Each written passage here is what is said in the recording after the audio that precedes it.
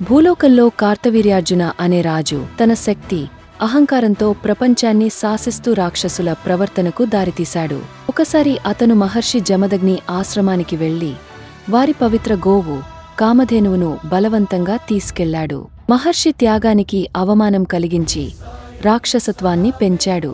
ఈ అన్యాయాన్ని చూస్తూ జమదగ్ని మహర్షి కుమారుడు పరశురాముడు తన కోపంతో అవతారమెత్తాడు.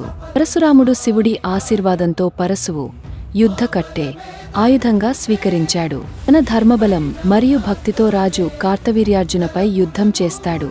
పరశురాముడు అతనిని సంహరించి రాజకుటుంబాన్ని నాశనం చేసి ధర్మాన్ని స్థాపించాడు.